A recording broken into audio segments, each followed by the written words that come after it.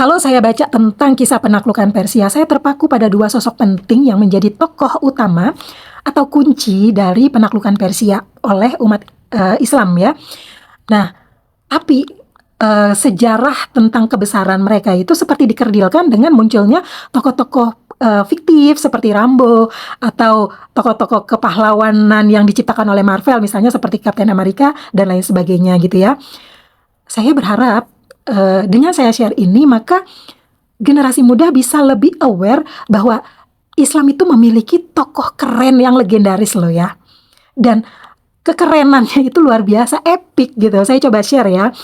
Semoga ini bermanfaat, dan kalau nanti ada salah-salah tentang penuturan atau catatan sejarah, tolong dikoreksi aja di kolom komentar ya.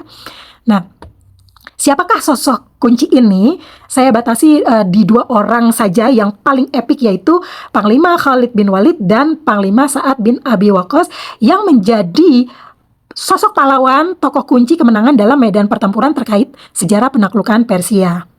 Nah, yang pertama kita coba kupas siapakah Panglima Khalid bin Walid itu. Beliau punya julukan Saifullah atau pedangnya Allah. Performa pertempuran beliau adalah 99,9% akan membuat musuhnya bergetar. Kenapa? Sebab dimanapun beliau memihak, disitulah kemenangan akan digenggam. Saya nggak berani bilang 100% ya, selalu saya ungkapkan 99,90% gitu. Karena 100% itu kan milik Allah ya. Nah, betul banget, lebih dari 10 pertempuran tidak pernah satu pun mengalami kekalahan. Bahkan saat Panglima Khalid bin Walid belum menjadi muslim, di perang Uhud yang terjadi pada tahun 625 Masehi, kaum muslimin itu mengalami kekalahan, ya kan? Jadi Panglima Khalid bin Walid itu seperti kartu as bagi kemenangan di medan pertempuran. Gimana nggak bikin geter coba? Yang kedua nih, tokoh epik lainnya, yaitu Panglima Sa'ad bin Abi Waqqas. Dia adalah pemanah legendaris. Kalau sekarang kita mungkin sebutnya sniper ya. 99,9% ya. Target beliau tidak pernah meleset. Panglima Sa'ad bin Abi Waqqas adalah ahli taktik, ahli strategi dan intelijensi spionase. Beliau adalah orang yang tetap bertahan menjadi pelindung Kanjeng Nabi Rasulullah pada masa perang Uhud.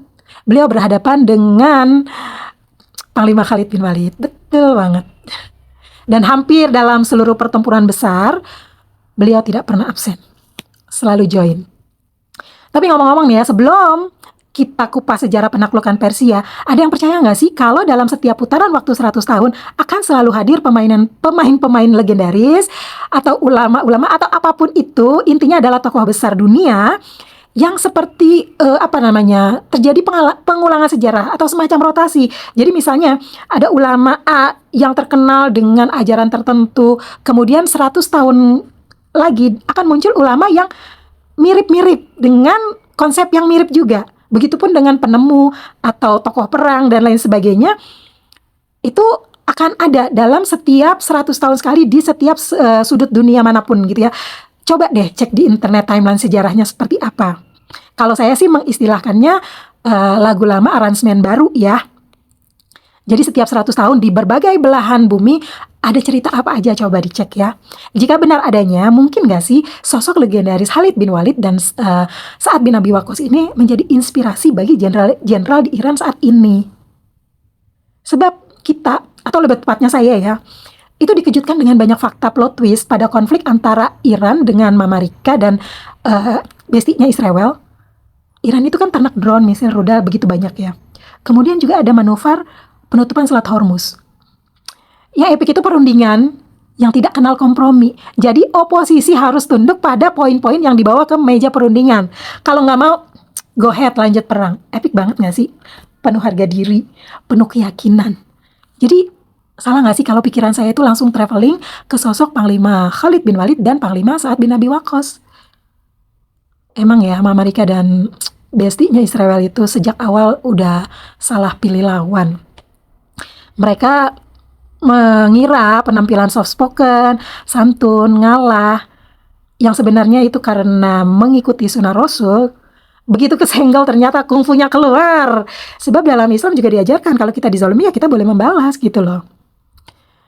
Jurus-jurus kungfunya itu yang mematikan, jadi bikin puyeng pasukan lawan dan sekutunya. Kita nontonin aja ya sekarang seperti apa. Nah, back to sejarah tentang penaklukan Persia. Jadi kalau secara masif nih penaklukan Persia itu sampai dengan runtuhnya Kekaisaran Sasania terjadi pada masa Khalifah Umar bin Khattab di tahun 634 sampai 644 Masehi.